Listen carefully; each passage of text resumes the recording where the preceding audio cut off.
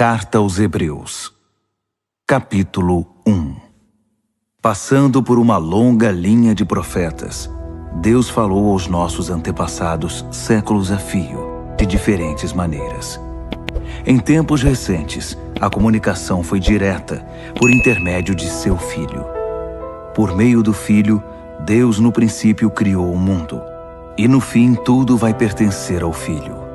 O Filho reflete perfeitamente que Deus é e está selado com a natureza de Deus. Ele mantém tudo unido pelo que diz, palavras poderosas. Depois de ter consumado o sacrifício pelos pecados, o Filho tomou seu lugar de honra nos altos céus ao lado de Deus, sendo maior em posição e domínio que qualquer anjo. Alguma vez Deus disse a algum anjo: "Você é meu filho, hoje me alegro em você"? Ou "Eu sou seu pai, ele é meu filho"? Quando ele apresenta seu filho com todas as honras ao mundo, ele diz: todos os anjos devem adorá-lo. Mas com respeito aos anjos diz: os mensageiros são ventos, os servos são línguas de fogo. Mas ao filho ele diz: tu és Deus e estás no trono definitivamente, teu governo tudo corrige. Tens prazer quando as coisas andam bem e repudias quando tudo está errado. É por isso que Deus, teu Deus, derramou óleo aromático sobre tua cabeça, fazendo-te rei, muito acima dos teus queridos companheiros. E mais uma vez ao Filho: tu, Senhor, deste início a tudo. Estabeleceste os fundamentos da terra, depois modelaste as estrelas no céu. Terra e céu se desfarão, mas tu jamais. Eles se gastam como roupa velha. Tu irás dobrá-los como um manto usado, e então os guardarás. Mas serás sempre o mesmo, ano após ano. Nunca irás definhar, nunca irás desvanecer. E alguma vez ele disse algo parecido a algum anjo? Assente-se aqui ao meu lado direito, até que eu faça dos seus inimigos um descanso para os pés. Não é óbvio que todos os anjos são enviados para ajudar os que foram designados para receber a salvação? Hebreus, capítulo 2. É fundamental que nos apeguemos com firmeza ao que ouvimos, para que não nos desviemos. Se a antiga mensagem entregue pelos anjos era válida e ninguém podia desprezá-la, acham que podemos nos arriscar a desprezar a última, esta magnífica salvação? Antes de tudo, ela foi entregue pelo Senhor em pessoa, depois cuidadosamente transmitida a nós pelos que dele a ouviram. Durante todo este tempo, Deus a estava confirmando com os dons do Espírito Santo, todos os sinais e milagres, conforme decisão divina. Deus não encarregou os anjos da salvação de que estamos falando. A Escritura diz: o que é o ser humano para que te preocupes com eles? Por que desperdiçarias tempo te preocupando com eles? Tu os fizeste quase tão importantes quanto os anjos, deslumbrantes com a luz da aurora no Éden. Depois, deste a eles responsabilidade sobre o mundo que criaste. Quando Deus os designou responsáveis sobre tudo, nada foi excluído. Mas ainda não vemos todas as coisas debaixo da jurisdição humana. O que vemos é Jesus, feito quase tão importante quanto os anjos, e então, pela experiência da morte, coroado muito acima de qualquer anjo, com uma glória deslumbrante com a luz da aurora no Éden. Naquela morte, pela graça de Deus, ele experimentou plenamente a morte no lugar de cada ser humano. Faz sentido que o Deus que iniciou tudo e que tudo preserva agora conclua sua obra, tornando perfeito o pioneiro da salvação através do sofrimento, enquanto ele conduz todas essas pessoas à glória.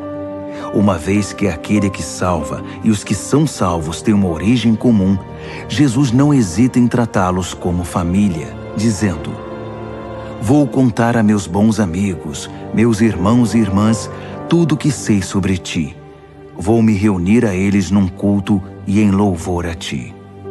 Uma vez mais, ele se põe no mesmo círculo familiar quando diz: até eu vivo por depositar minha confiança em Deus. E uma vez mais, aqui estou com os filhos que Deus me deu.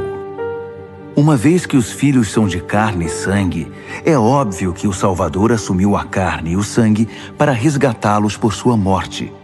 Abraçando a morte e tomando-a para si, ele destruiu o poder que o diabo exercia sobre a morte e libertou os que temiam em vida por causa do medo da morte. Assim, é evidente que ele não suportou tudo isso por causa dos anjos, e sim por causa de pessoas como nós, filhos de Abraão. Foi por isso que ele teve de assumir a vida humana de forma integral. Então, quando se apresentou diante de Deus como sacerdote principal para retirar os pecados da humanidade, ele já havia experimentado toda a dor e havia passado em todos os testes, e agora tinha condições de ajudar no que fosse necessário.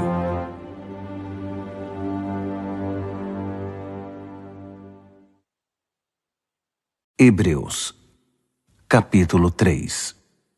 Portanto, prezados amigos cristãos, companheiros nesta vocação até as últimas consequências, olhem com muita atenção para Jesus.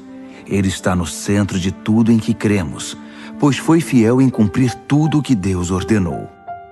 Moisés também foi fiel, mas Jesus tem maior honra. O construtor tem mais valor que sua obra. Toda casa tem um construtor, mas o construtor por trás de tudo é Deus. Moisés fez um bom trabalho na casa de Deus, mas foi um trabalho de servo, deixando as coisas preparadas para aquele que haveria de vir.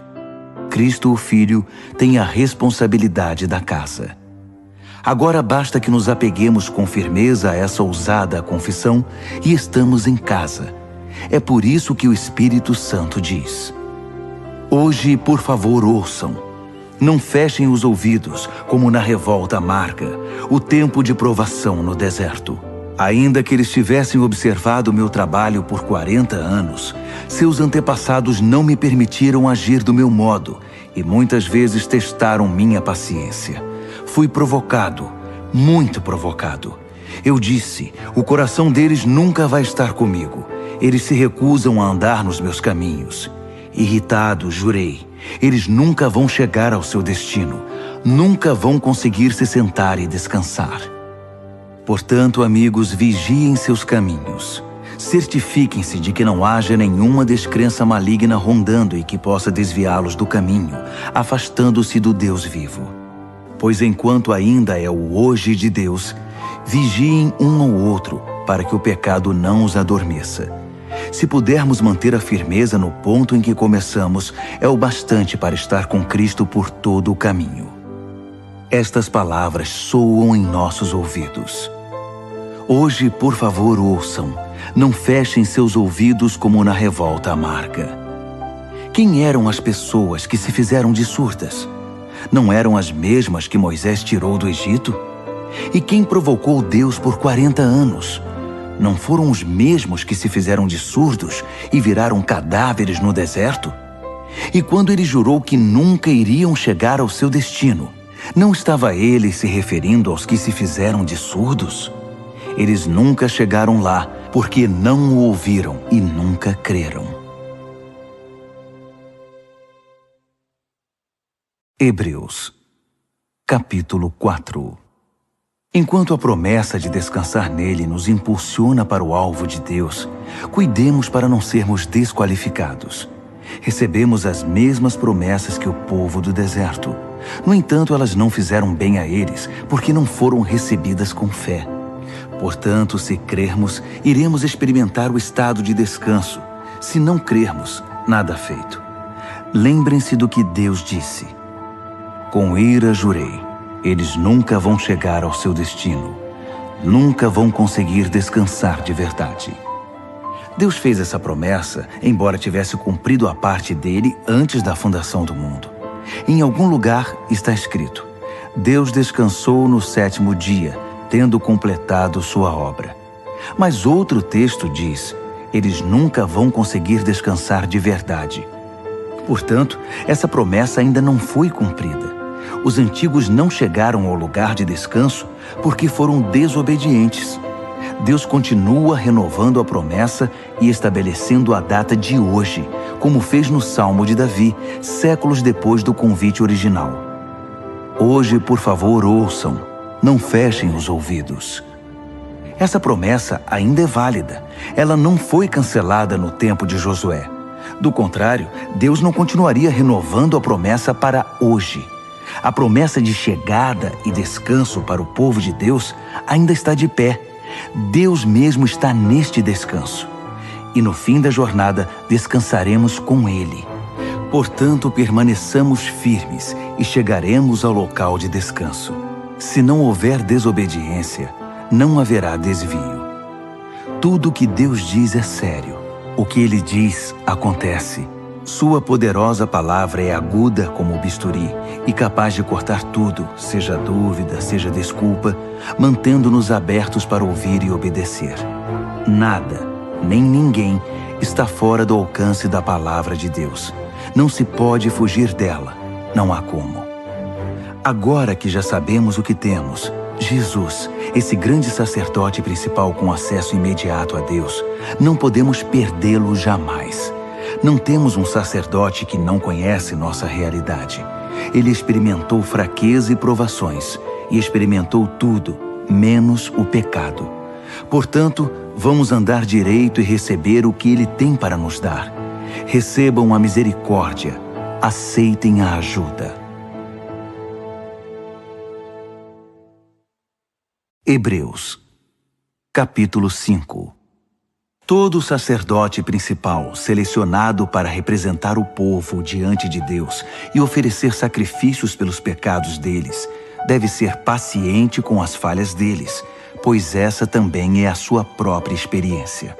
Isso significa que ele tem de oferecer sacrifícios pelos próprios pecados, não só pelos pecados do povo.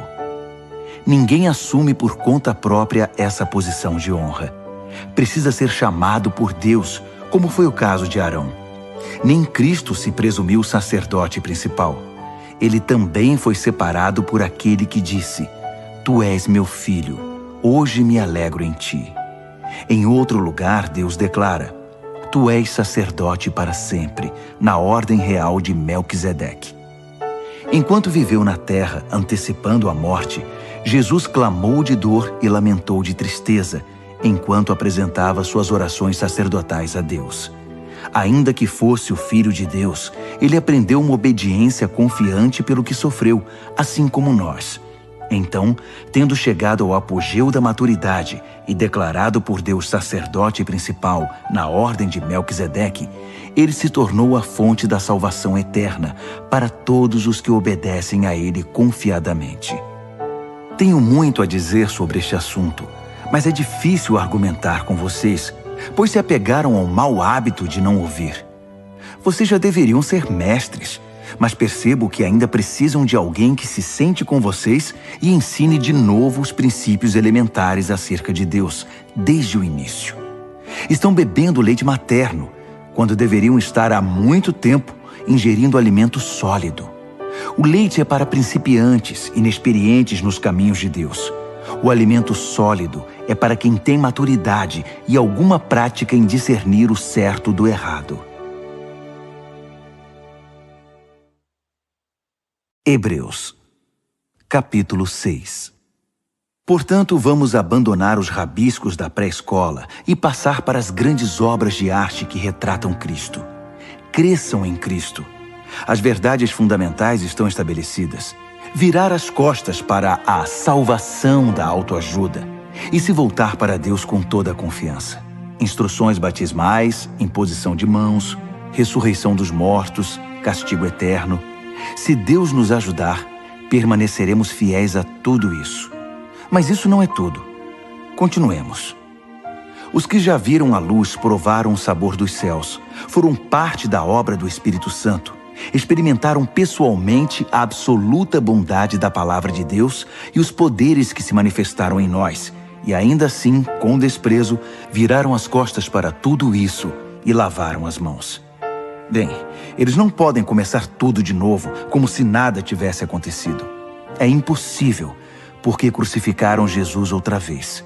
Eles o repudiaram em público. A terra ressecada, que recebe a chuva, produz uma colheita farta, pois o lavrador que a cultiva tem a aprovação de Deus. Mas se produz ervas daninhas e espinhos, o mais provável é que ela seja amaldiçoada. Campos assim são queimados, não produzem colheita. Amigos, estou certo de que isso não acontecerá com vocês. Tenho os melhores pensamentos a respeito de vocês. Pensamentos sobre a salvação. Deus não perde nada. Deus conhece perfeitamente o amor que vocês demonstraram quando ajudaram alguns cristãos em necessidade, algo que continuam a praticar. Agora, quero que cada um de vocês tenha o mesmo interesse por uma esperança saudável e a mantenham até o fim. Não voltem atrás. Sejam como aqueles que nunca perderam a fé e receberam tudo o que foi prometido a eles. Quando Deus fez aquela promessa a Abraão, ele a endossou, pondo a própria reputação em jogo.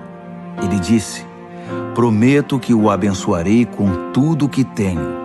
Bênção, bênção e bênção. Abraão se agarrou a isso e recebeu tudo o que lhe foi prometido.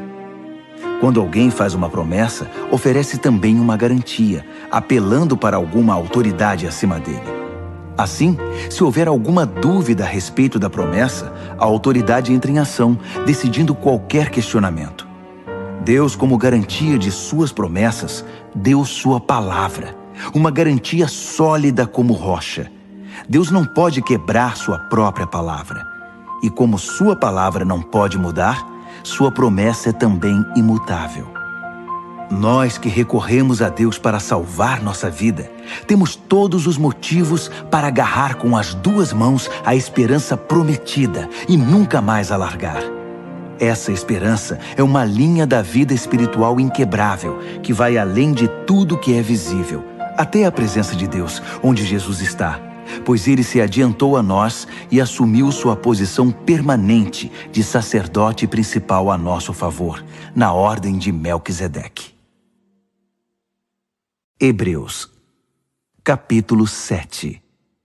Melquisedeque era rei de Salém e sacerdote do Deus Altíssimo. Ele se encontrou com Abraão, que voltava de derrotar alguns reis, e o abençoou. Abraão, por sua vez, entregou a ele a 10ª parte do espólio de guerra. O nome Melquisedeque significa rei de justiça, e Salém significa paz. Portanto, ele é também o rei da paz. Melquisedeque é mencionado na história sem registro de laços familiares, sem indícios de que teve início ou fim. Nesse sentido, ele é como o Filho de Deus, uma presença sacerdotal grandiosa dominando todo o cenário. Podemos deduzir que Melquisedeque era alguém muito importante pelo fato de nosso pai Abraão ter dado a ele o dízimo dos despojos. Os sacerdotes descendentes de Levi são autorizados a recolher os dízimos do povo, ainda que sejam mais ou menos iguais, sacerdotes e povo, tendo um pai em comum, Abraão. Mas esse homem, um estrangeiro, recebeu dízimos de Abraão e abençoou aquele que havia recebido as promessas de Deus. Em atos de bênção, o menor é abençoado pelo maior. Vejamos o caso por outro ângulo. Entregamos nosso dízimo a sacerdotes que morrem, mas Abraão deu o dízimo a um sacerdote que, de acordo com as Escrituras, vive. Vocês podem até argumentar que, sendo Levi descendente de Abraão e tendo Abraão dado o dízimo a Melquisedeque, quando damos os dízimos à tribo sacerdotal de Levi, eles terminam em Melquisedeque. Se o sacerdócio de Levi e Arão, que deu a estrutura para a entrega da lei, pudesse tornar as pessoas perfeitas, não haveria necessidade de um novo sacerdócio, como o de Melquisedeque. Mas como esse sacerdócio não conseguiu cumprir seu objetivo, houve uma mudança de sacerdócio. Com ele veio uma nova lei, que instituía mudanças radicais. Não há meio de entender essas mudanças nos termos do antigo sacerdócio levítico. É por esse motivo que não há nada na árvore genealógica de Jesus que possa conectá-lo à linhagem sacerdotal de Levi. Mas o episódio de Melquisedeque traz uma analogia perfeita. Jesus, sacerdote como Melquisedeque, não por ascendência genealógica, mas pela absoluta força da vida ressurreta, ele também vive. É sacerdote para sempre, na ordem real de Melquisedeque. Os antigos procedimentos, um sistema de mandamentos que nunca funcionou como deveria, foram deixados de lado. A lei não conduziu ninguém à maturidade. Assim, um caminho que funciona, Jesus, que nos leva diretamente à presença de Deus, foi posto em seu lugar. O sacerdócio de Arão perpetuou-se automaticamente de pai para filho, sem confirmação explícita de Deus. Mas Deus interferiu e instituiu esse novo sacerdócio, que é permanente, e adicionou uma promessa. Deus deu sua palavra. Ele não voltará atrás. Tu és o sacerdote permanente. Isso faz de Jesus a garantia de um caminho muito melhor para chegarmos a Deus. Um sistema que realmente funciona, uma nova aliança. Antigamente havia uma multidão de sacerdotes, pois eles morriam e tinham de ser substituídos. Mas o sacerdócio de Jesus é permanente. Ele está em seu posto agora e estará até a eternidade para salvar todos os que se dirigem a Deus por meio dele, e o tempo todo trabalha para defendê-los. Portanto, agora temos um sacerdote principal que se adapta perfeitamente às nossas necessidades. Totalmente santo, sem o comprometimento do pecado e com autoridade que se estende até a presença de Deus nos céus. Diferentemente dos outros principais sacerdotes, ele não precisa oferecer sacrifícios diários pelos próprios pecados antes de nos atender. Ele mesmo se ofereceu como sacrifício, e esse sacrifício é definitivo. A lei indicava como sacerdotes principais homens que não conseguiam cumprir seu ofício com perfeição. Mas a ordem que resultou da intervenção de Deus designou o Filho, que é absoluta e eternamente perfeito.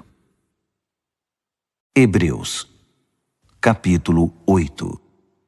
Em essência, temos um sacerdote principal, que com autoridade na presença de Deus, conduz o culto no santuário verdadeiro construído por Deus.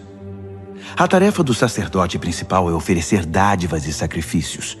Nesse ponto não é diferente do sacerdócio de Jesus. Se ele estivesse limitado à terra, não poderia ser sacerdote. Não precisaríamos dele, pois há um grande número de sacerdotes que podem oferecer as dádivas prescritas na lei. Esses sacerdotes, na verdade, apenas representam o que acontece no verdadeiro santuário do céu.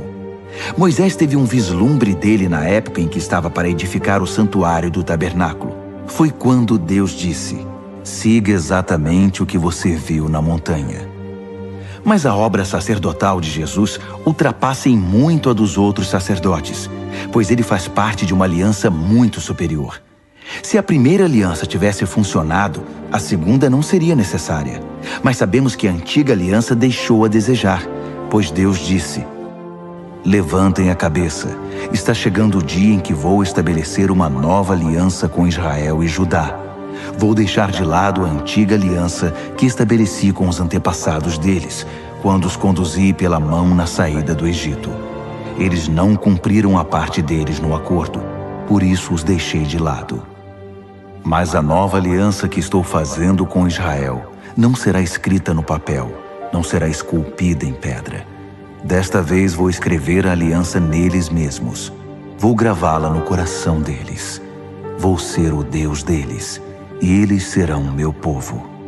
Não precisarão ir à escola para aprender de mim, nem comprar um livro do tipo Conheça Deus em 5 lições. Eles vão me conhecer em primeira mão, o pequeno e o grande, o comum e o importante. Eles vão me conhecer por terem sido carinhosamente perdoados, por terem sua ficha de pecados apagada e limpa para sempre. Quando a nova aliança entre Deus e seu povo passou a vigorar, a antiga foi para a gaveta e lá ficará acumulando poeira.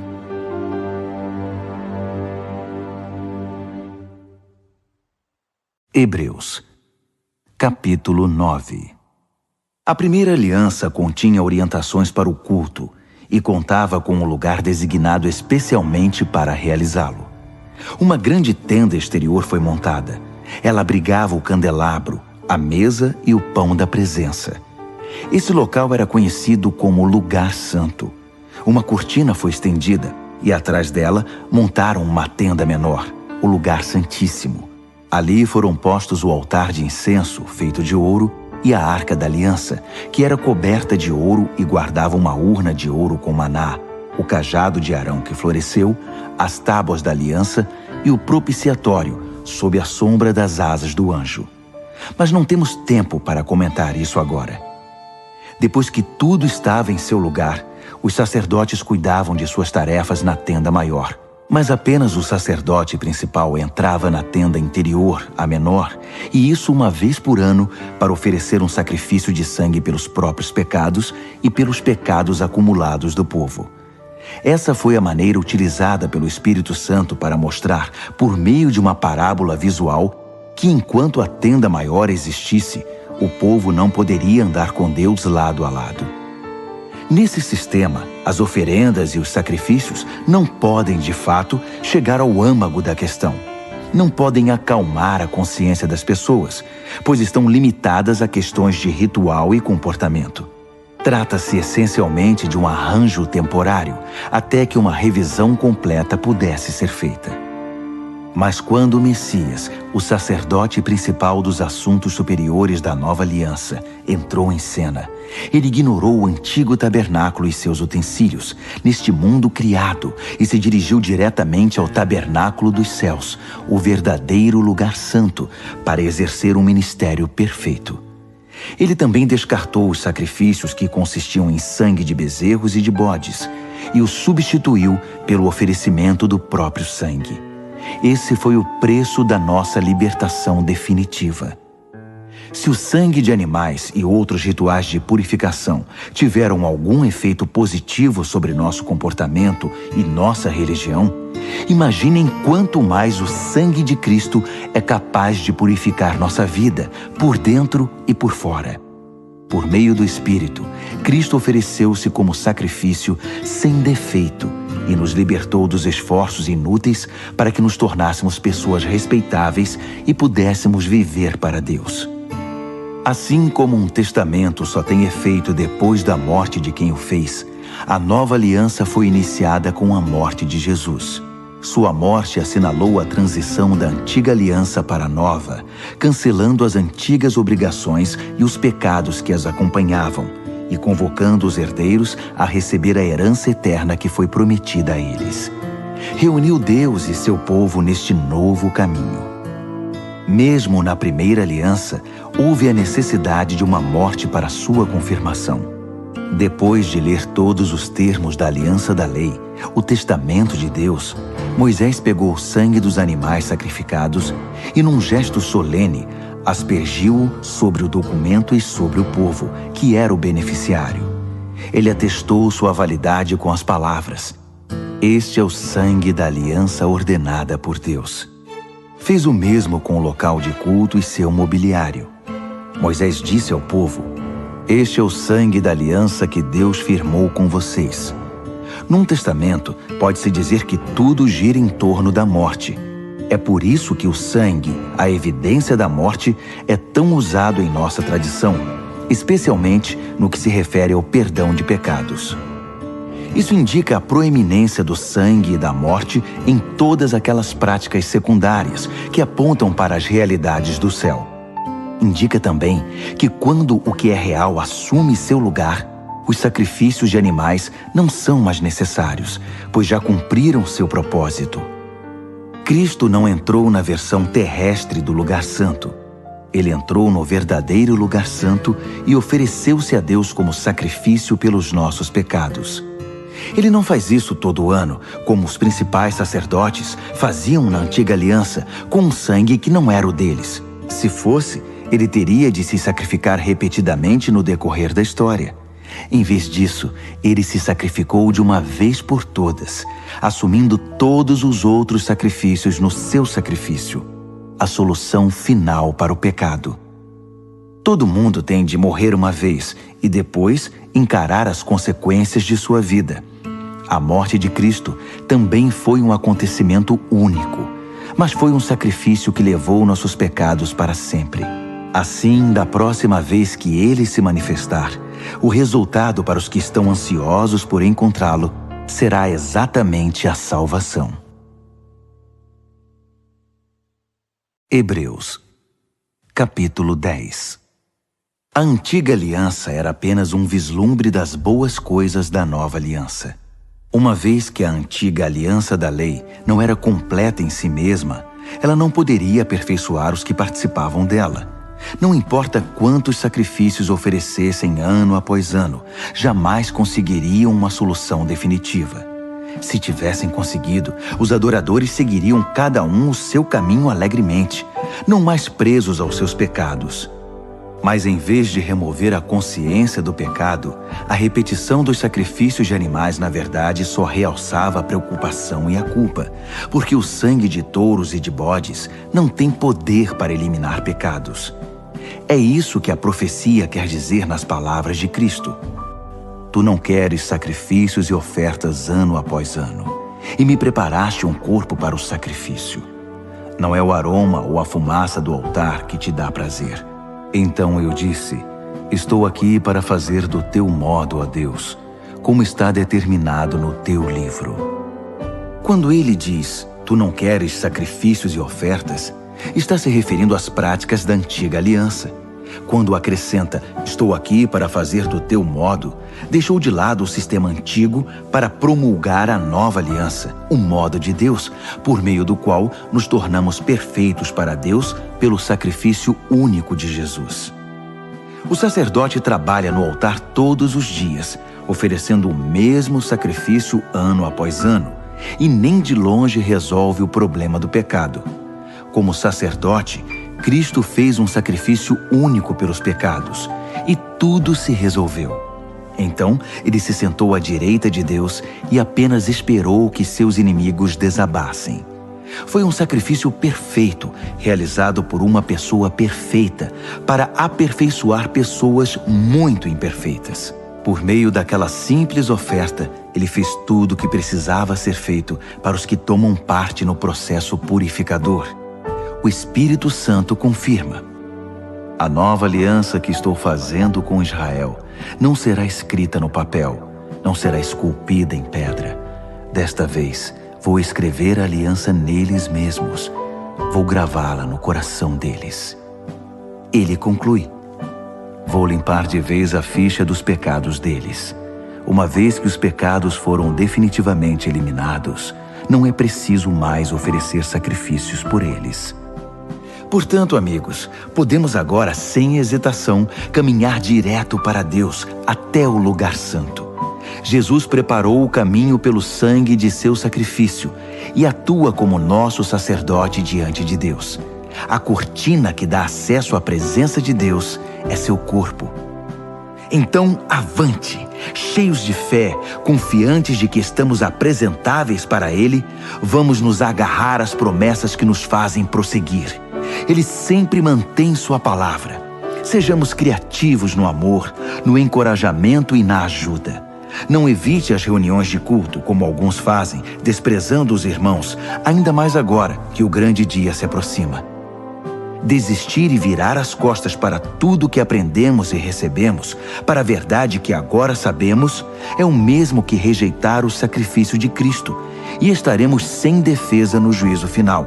E que julgamento será! Se a pena por quebrar a lei de Moisés era morte física, o que acham que vai acontecer se vocês desprezarem o Filho de Deus, se cuspirem no sacrifício que tornou vocês completos e se insultarem o Espírito? Isso não é pouca coisa. Deus já nos avisou, vai nos chamar para prestar contas e nos fazer pagar. Ele foi muito claro. A vingança é minha e não vou deixar passar nada. Disse também, Deus vai julgar seu povo. Acreditem, ninguém vai escapar. Lembram-se de quando vocês viram a luz pela primeira vez? Eram tempos difíceis. Ser desrespeitado em público e atacado de todas as formas era a rotina. Às vezes com vocês, às vezes com seus amigos. Se os amigos eram presos, vocês ficaram do lado deles. Se os inimigos atacavam e tomaram seus bens, vocês os deixavam ir com um sorriso, sabendo que eles não poderiam tocar no verdadeiro tesouro de vocês. Nada disso os aborrecia, nada os fez retroceder. Então, não joguem tudo isso fora. Na época, vocês eram confiantes e devem ser agora. Vocês precisam perseverar, permanecer firmes na aliança de Deus para alcançar o aperfeiçoamento prometido. Não vai demorar agora. Ele está a caminho. Ele vai se manifestar a qualquer momento. Qualquer um que esteja firme comigo, descansa em leal confiança. Mas se desistir e me abandonar, não ficarei satisfeito. Mas não somos perdedores. Não vamos desistir. Ah, não. Continuaremos firmes e sobreviveremos, sem perder a confiança durante a caminhada. Hebreus, capítulo 11. O fato essencial da existência é que esta confiança em Deus, esta fé, é o alicerce sólido que sustenta qualquer coisa que faça a vida digna de ser vivida. É pela fé que lidamos com o que não podemos ver. Foi um ato de fé que distinguiu nossos antepassados, elevando-os acima da multidão. Pela fé, vemos o mundo trazido à existência pela palavra de Deus, o que foi criado e que podemos ver por meio do que não vemos. Por um ato de fé, Abel apresentou a Deus um sacrifício melhor que o de Caim. Foi aquilo em que ele acreditava, não o que ele trouxe, que fez diferença. Pelo que Deus observou, pôde aprová-lo e considerá-lo justo. Após todos estes séculos, aquela fé continua a chamar nossa atenção. Por um ato de fé, Enoque escapou da morte. Eles o procuraram e não o encontraram, pois Deus o tinha tomado. Sabemos, com base num testemunho confiável, que antes de ser tomado, ele agradou a Deus. É impossível agradar a Deus a não ser pela fé. Por quê? Porque qualquer um que deseja se aproximar de Deus deve crer que Ele existe e que se preocupa o bastante para atender aos que o procuram. Pela fé, Noé construiu um barco na terra seca. Ele havia sido avisado de algo que não podia ver e agiu apenas com base no que foi dito a ele. O resultado? Sua família foi salva.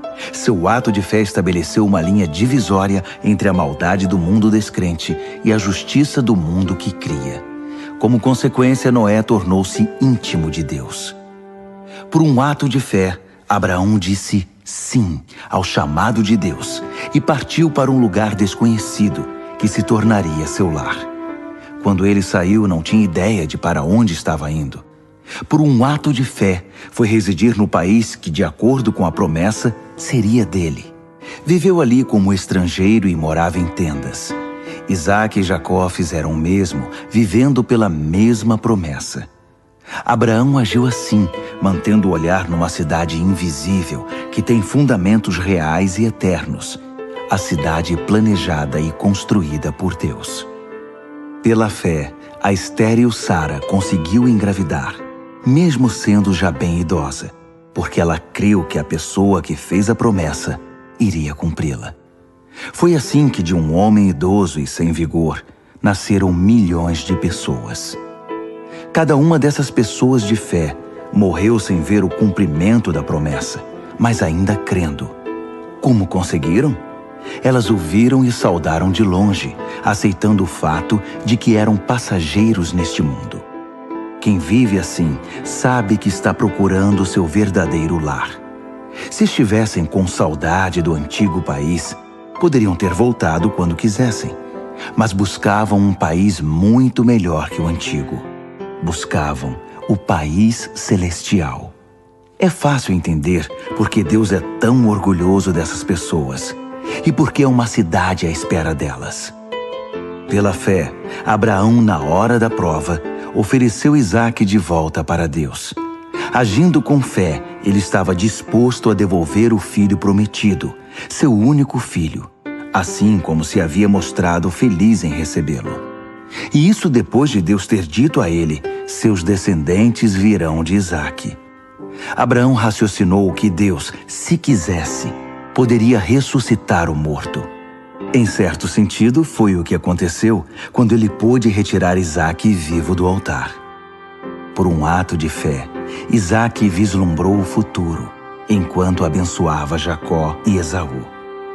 Por um ato de fé, Jacó, no leito de morte, abençoou os filhos de José de maneira invertida, o mais novo primeiro, depois o mais velho, abençoando-os com a bênção de Deus, não com a sua, enquanto fazia uma reverência apoiado em seu cajado. Por um ato de fé, José, na hora da morte, profetizou o êxodo de Israel e deixou instruções quanto ao próprio sepultamento. Por um ato de fé, os pais de Moisés, após seu nascimento, o esconderam por 3 meses. Eles perceberam a beleza do bebê e desafiaram o decreto real. Pela fé, Moisés, já adulto, recusou os privilégios da casa real egípcia. Preferiu a vida dura com o povo de Deus, em vez de se entregar à vida fácil de pecados com os opressores. Ele preferiu o sofrimento no arraial do Messias, a riqueza dos egípcios, porque enxergava adiante, antecipando a recompensa. Por um ato de fé, ele virou as costas para o Egito, sem ligar para a fúria do rei. Ele tinha o olhar naquele que ninguém pode ver e continuou firme. Por um ato de fé, celebrou a Páscoa e aspergiu o sangue da Páscoa em cada casa, para que o destruidor dos primogênitos não tocasse em ninguém. Por um ato de fé, Israel atravessou o Mar Vermelho em terra seca. Os egípcios tentaram fazer o mesmo e se afogaram. Por um ato de fé, os israelitas marcharam ao redor das muralhas de Jericó durante 7 dias. E as muralhas caíram. Por um ato de fé, Raabe, a prostituta de Jericó, acolheu os espiões e escapou da destruição que veio sobre os que se recusaram a confiar em Deus. Poderia prosseguir, mas não há tempo. Ainda há muitos outros: Gideão, Baraque, Sansão, Jefté, Davi, Samuel, os profetas. Por seus atos de fé, eles venceram reinos, fizeram obras de justiça, viram promessas cumpridas. Foram protegidos de leões, incêndios e ameaças de morte. Transformaram a desvantagem em vantagem. Venceram batalhas, afugentaram exércitos invasores. Mulheres receberam seus queridos de volta dos mortos.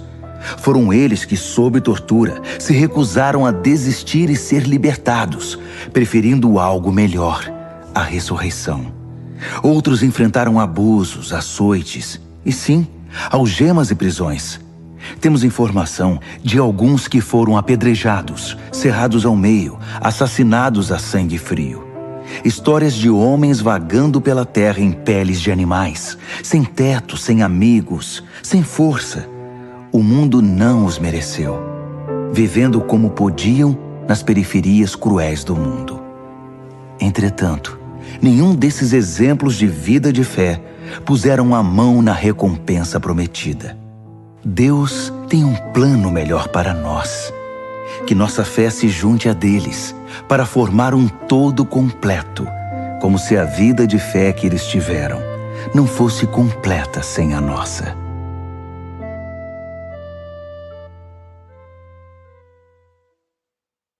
Hebreus, capítulo 12. Percebem o que isso significa?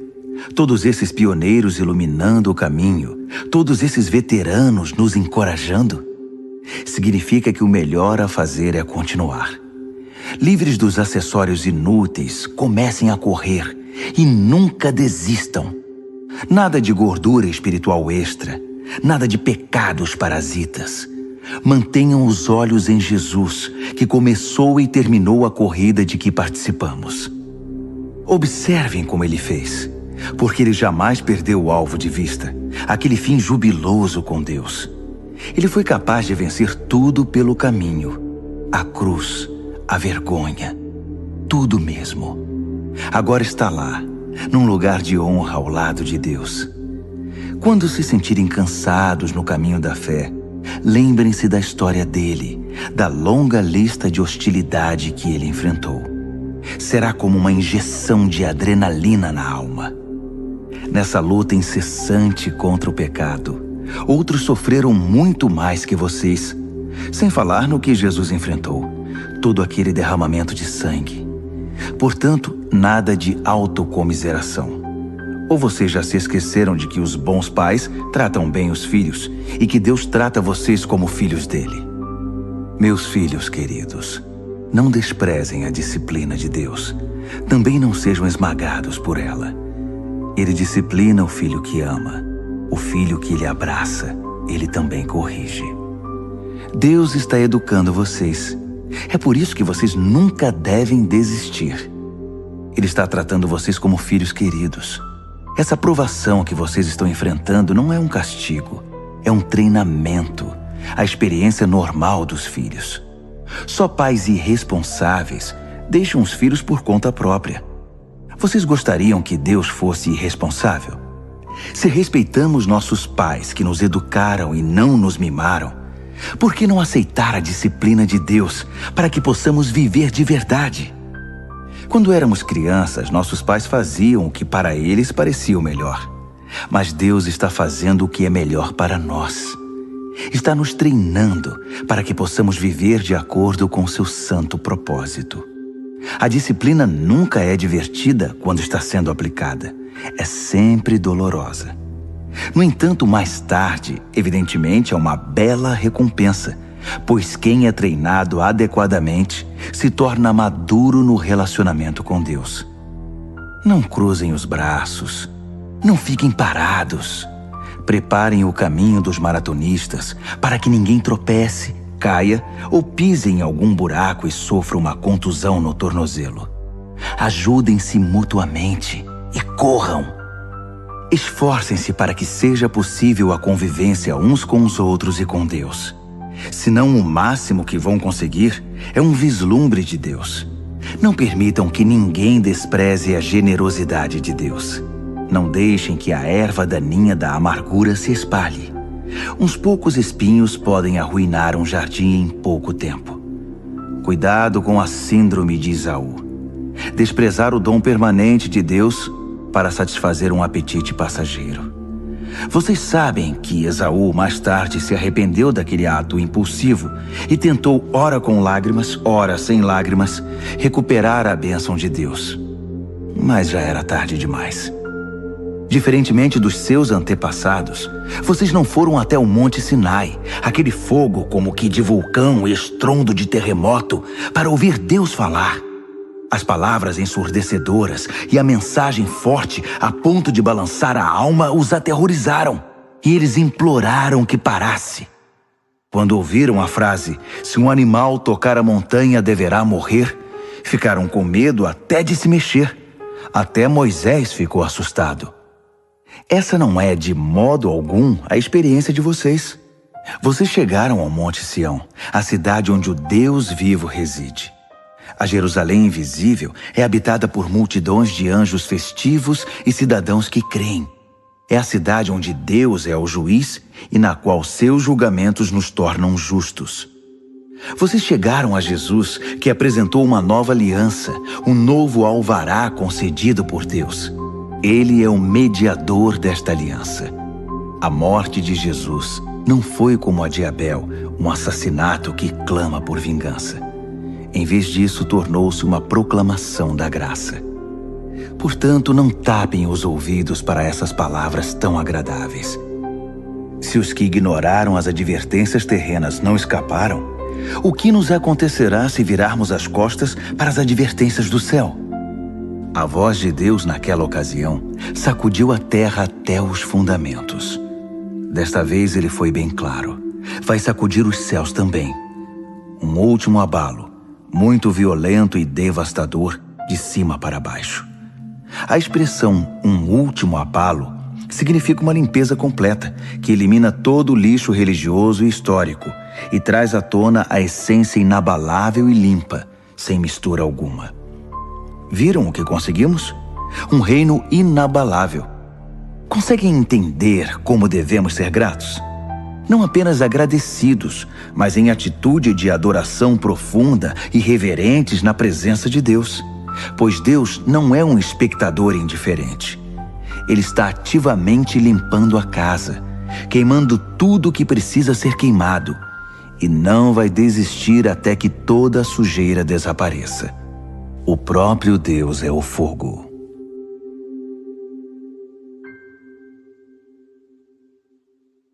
Hebreus, capítulo 13.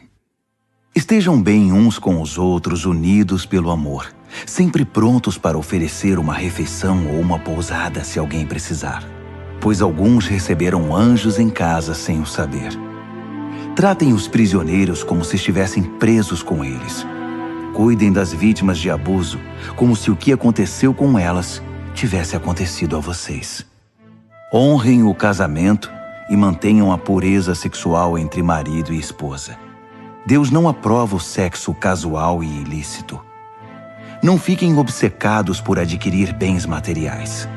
Estejam satisfeitos com o que já possuem, pois considerando que Deus nos assegurou, não vou permitir que vocês caiam, nunca vou abandonar vocês, podemos corajosamente citar: Deus está pronto para nos ajudar. Não tenho medo de nada. Quem ou o que pode me atingir? Tenham consideração para com os pastores que deram a vocês a palavra de Deus. Observem como eles vivem e permitam que a fidelidade deles ensine vocês, bem como a verdade que eles defendem. Devemos ser persistentes, porque Jesus não muda. Ontem, hoje, amanhã, Ele é sempre o mesmo. Não sejam enganados. Se especularem demais, podem acabar se afastando dele. A graça de Cristo é o único fundamento adequado à vida. Produtos com o nome de Cristo não fazem muito pelos que os compram. O altar de onde Deus nos envia o dom de si mesmo não se presta ao tipo de exploração praticada por gente desonesta. No antigo sistema, os animais eram mortos, depois os corpos eram retirados do acampamento.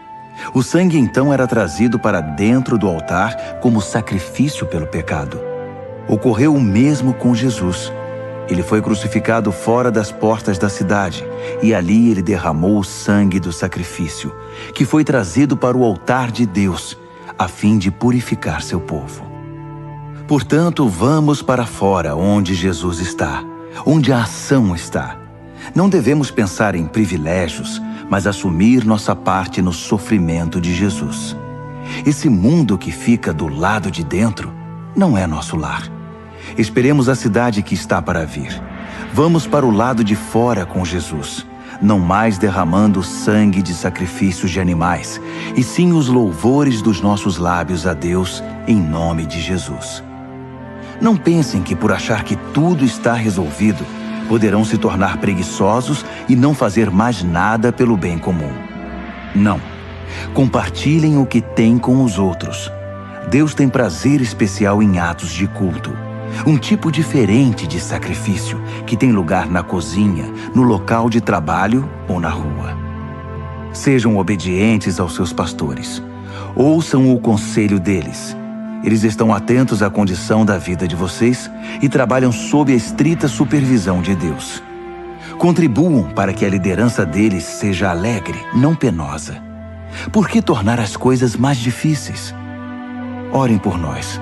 Não temos dúvida quanto ao que fazemos ou por que fazemos, mas é um trabalho difícil e precisamos das suas orações. Tudo o que queremos é viver bem na presença de Deus. Orem para que possamos nos reunir em breve. Que Deus, que reúne todas as coisas e torna todas as coisas completas, que estabeleceu a marca permanente do sacrifício de Jesus, o sacrifício de sangue, que selou a aliança eterna, que trouxe de volta Jesus, nosso grande pastor, levantado e vivo dentre os mortos, que agora reúna vocês e os presenteie com tudo de que precisam para agradá-lo. Que Deus faça de nós aquilo que dê mais prazer a Ele, por meio do sacrifício de Jesus, o Messias. Toda glória seja dada a Jesus, para sempre e eternamente. Amém, amém, amém. Amigos, por favor, levem muito a sério o que escrevi a vocês. Escrevi da maneira mais resumida que pude.